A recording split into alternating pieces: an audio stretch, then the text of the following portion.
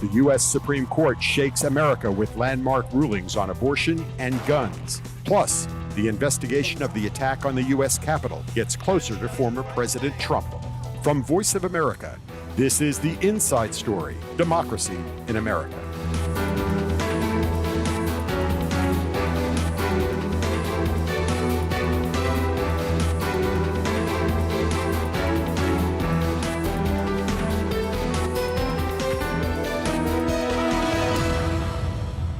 I'm Catherine Gibson, VOA's congressional correspondent. Over the last several weeks, it seems no other news beat in America has been busier with important developments about democracy in the United States than covering Capitol Hill. Through the month of June, a special committee from the House of Representatives presented eye-opening findings from its investigation into the attack on the U.S. Capitol on January 6, 2021. And as Congress agreed to the first nationwide gun safety law in 30 years, the Supreme Court overturned its 1973 ruling that guaranteed women across the country the right to get an abortion. So let's start there with the contentious issue of abortion, the justice's decision, and the political impact of having the 9-member Supreme Court take away a right from half the American population in the name of protecting the unborn. Our Laurel Bowman begins our coverage of the reversal of the landmark legal case Roe v. Wade. Anti-abortion advocates across the U.S. celebrate their win. The U.S. Supreme Court released its much-anticipated decision overturning Roe v. Wade, the 1973 landmark case that gave constitutional protection to women seeking abortions. We are here to help you. If you are pregnant, if you are parenting, if you are in need of support. We're here to celebrate. We're so overjoyed with the decision of the court to overturn Roe v. Wade. It's something that we've been fighting for decades. In a speech just after the announcement, Democratic President Joe Biden rallied his political base and tried to ease the fears of abortion rights advocates. He also called on Congress to enact a federal law codifying a woman's right to choose an abortion. It was 3 justices named by one president, Donald Trump, who were the core of today's decision to upend the scales of justice and eliminate a fundamental right for women in this country. With this decision, the conservative majority of the Supreme Court shows how extreme it is, how far removed they are from the majority of this country. The latest Gallup poll shows confidence in the court at a new low of 25%.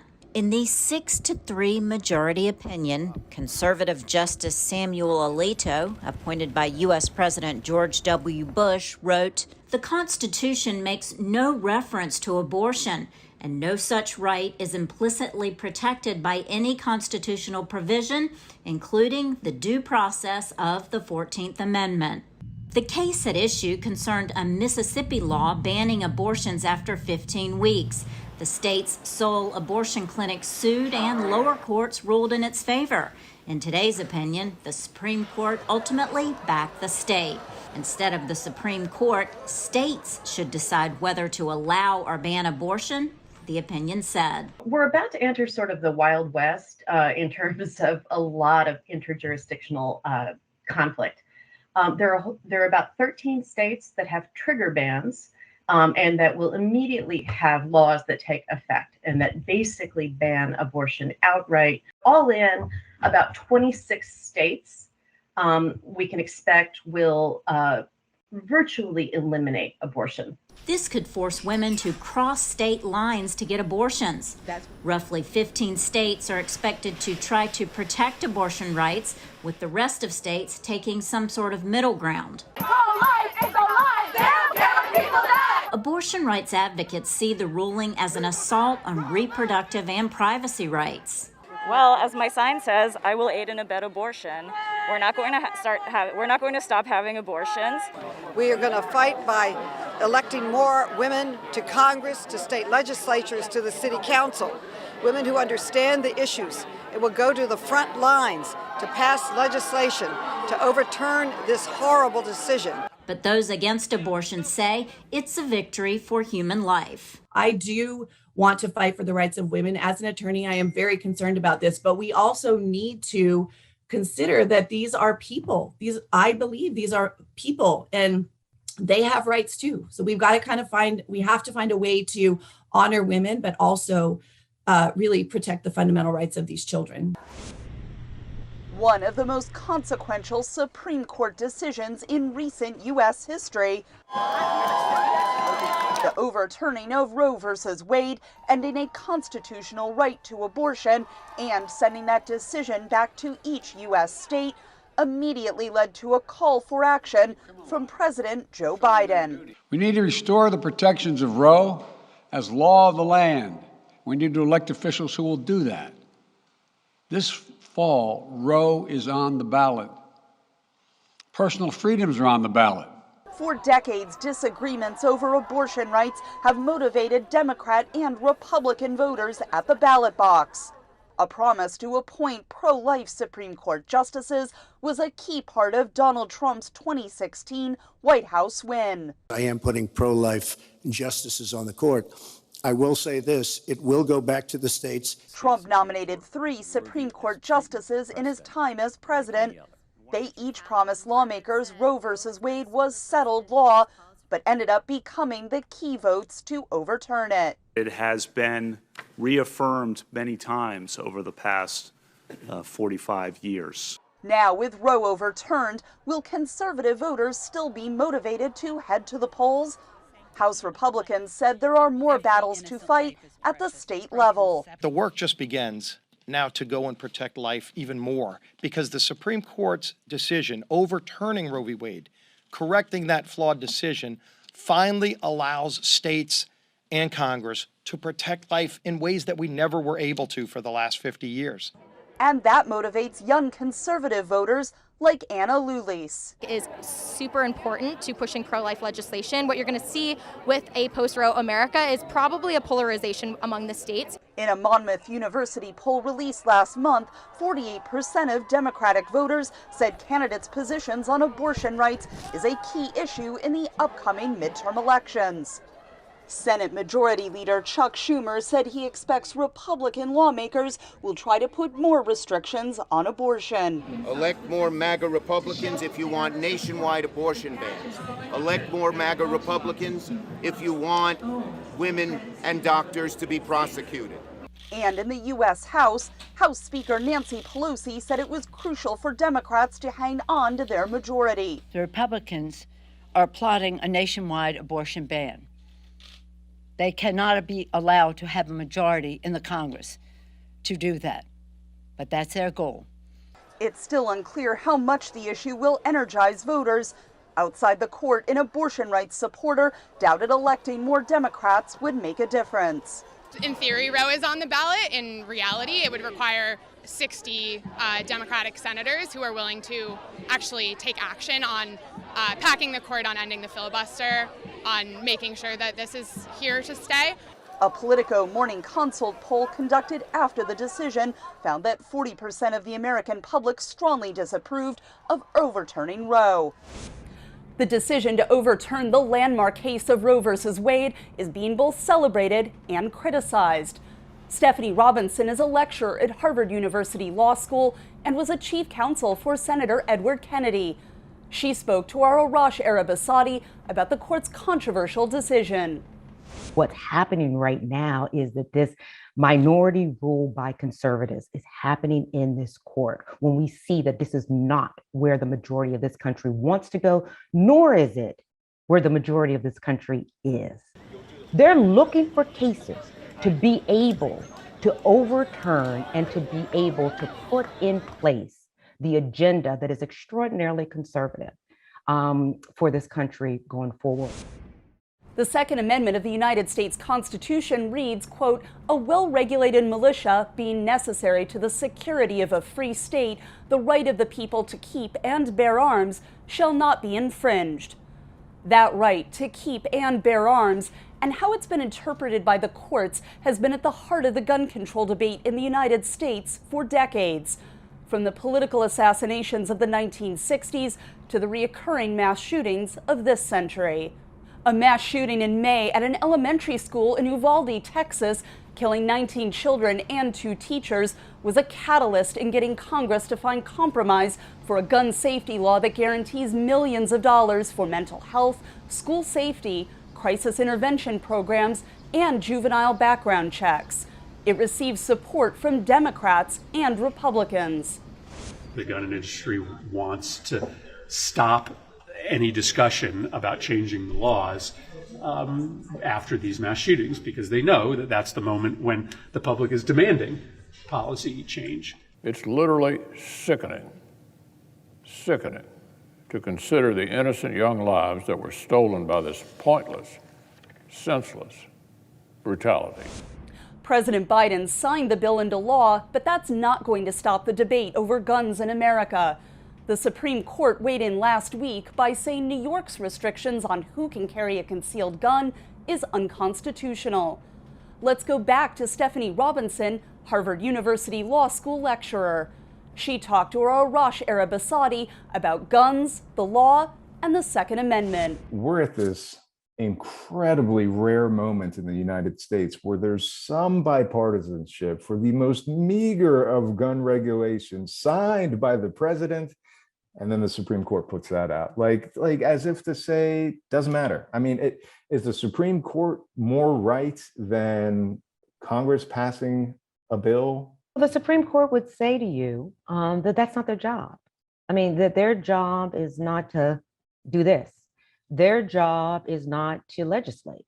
Their job is to interpret the law and make decisions and make rulings.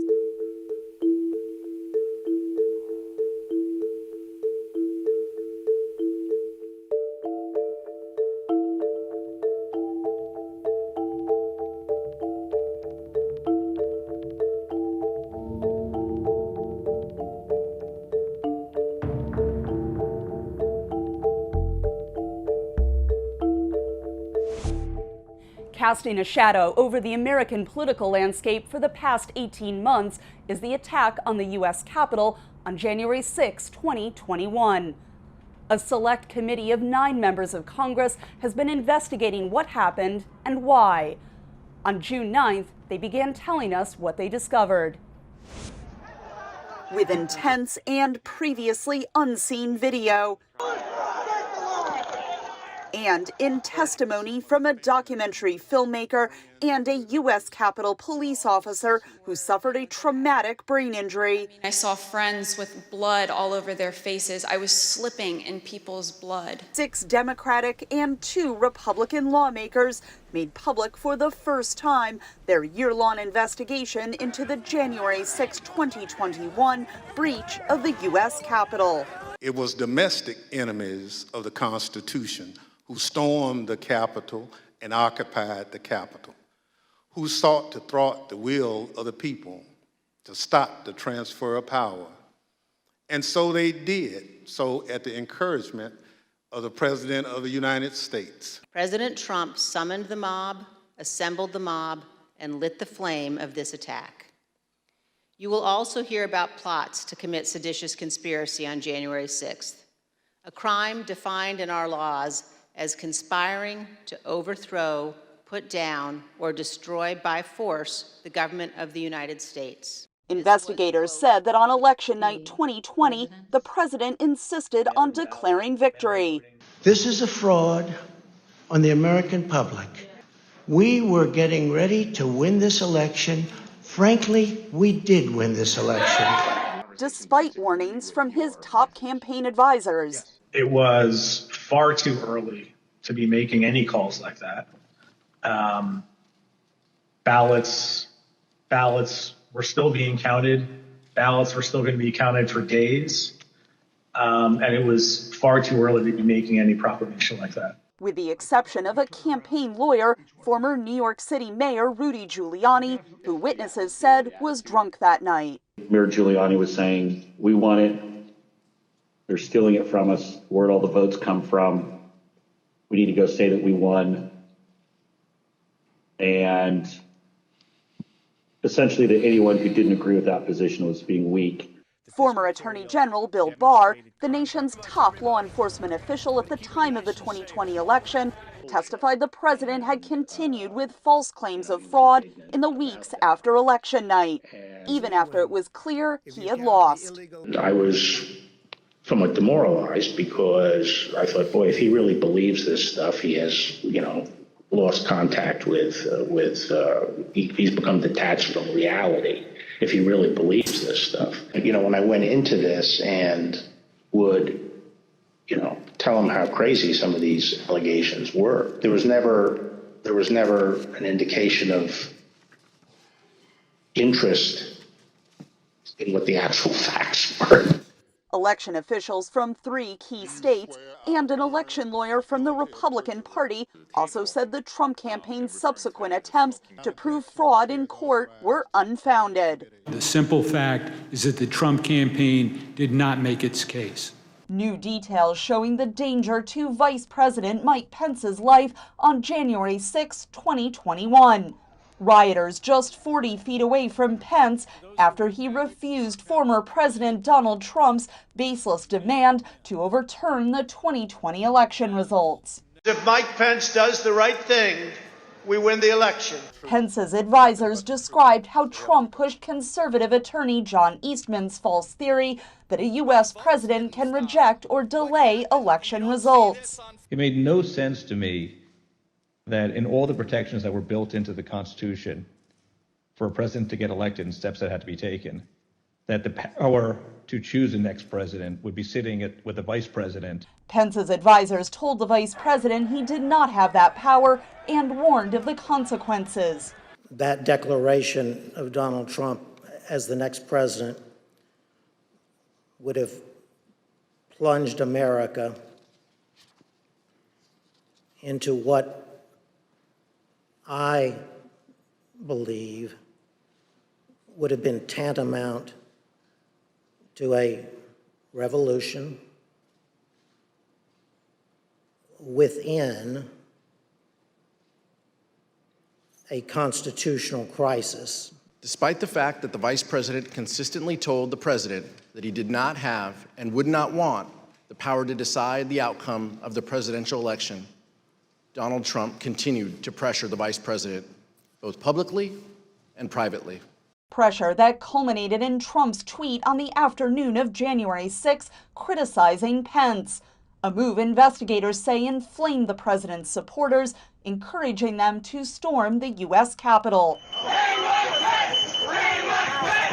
The rioters just missed finding Pence, who insisted on remaining in the Capitol to certify the election for Joe Biden. I just want to find 11,780 votes, which is one more than we have. In their 4th public hearing, investigators said Trump tried to change votes in several key states after he lost election challenges in U.S. courts. A handful of election officials in several key states stood between Donald Trump and the upending of American democracy.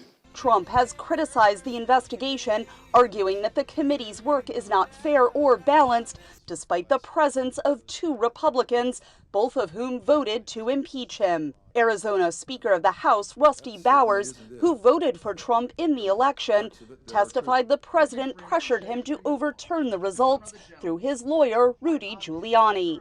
He said, "We've got lots of theories, we just don't have the evidence." In Georgia, Trump alleged dead people and undocumented immigrants voted, and he pushed officials to change the results so that Joe Biden did not win. The numbers were the numbers, and we could not recalculate because we had made sure that we had checked every single allegation. And we had many investigations. The committee's investigators said Trump's lies had a human cost on election workers who faced death threats after he alleged they falsified ballots. We had them counted 18,000 voters having to do with Ruby Freeman. She's a vote scammer, a professional vote scammer and hustler. Do you know how it feels to have the President of the United States to target you? The President of the United States is supposed to represent every American, not to target one. Donald Trump didn't just want the Justice Department to investigate. He wanted the Justice Department to help legitimize his lies to basically call the election corrupt. 2 Republicans who voted to impeach Trump for his role in the riot took the lead, arguing the president knew he was pushing false claims. Donald Trump knew this was a lie. The Department of Justice had already informed the President of the United States repeatedly that its investigations had found no fraud sufficient to overturn the results of the 2020 election. Trump has criticized the investigation as unfair, and most congressional Republicans say they view the results of the committee's investigation as illegitimate. But 3 Justice Department officials who served in the last days of the Trump administration testified to a sustained daily pressure campaign from the president. What I'm just asking you to do is just say it was corrupt and leave the rest to me and the Republican congressman. Do your job! Do your job! That pressure peaked 3 days before the Capitol attack when Trump confronted acting Attorney General Jeffrey Rosen, threatening to replace him with Jeffrey Clark, a lower-ranking official who supported his fraudulent claims. The common theme being his dissatisfaction about what the Justice Department had done to investigate election fraud.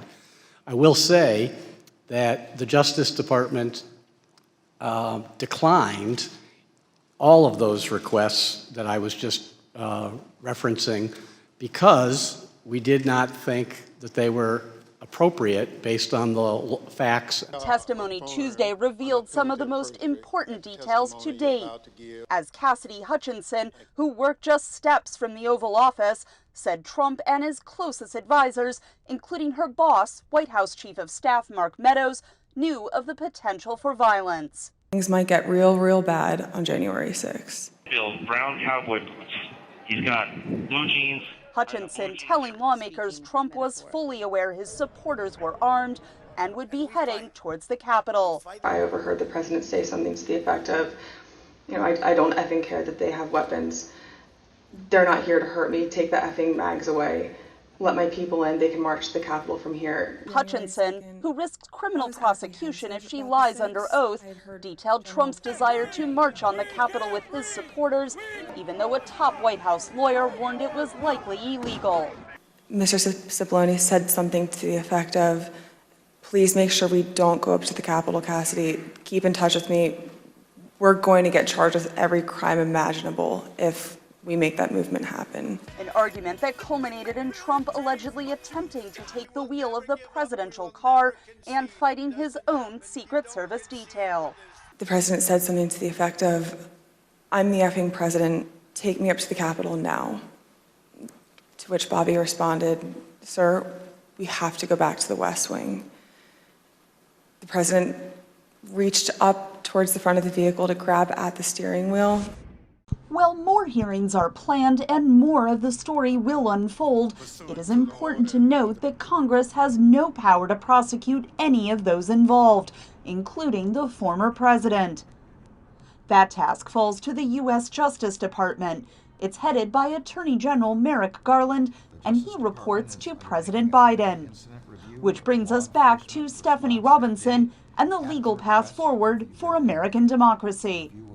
They are really putting together a narrative that people can digest and that people can understand. And that piece is extraordinarily important. And they've done so based on what they're responsible for doing. I mean, to their constituency, to the American people, so that they can give them everything that they need to know and put it out there. And I think that that is really important, and that's part of their job. But the other part of their job, or part of what they're doing, is a service to the legal community as well.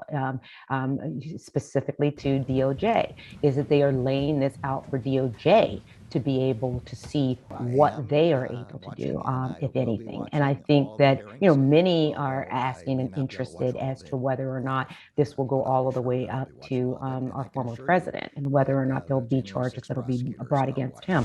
That's all for now. Follow me on Twitter at KGYP, that's KGYP, for the latest on the January 6th hearings and everything else from Capitol Hill. And follow VOA News on Instagram and Facebook. Check voanews.com for up-to-date news and information, and check us out on our new free streaming service, VOA Plus. See you there next week for the Inside Story.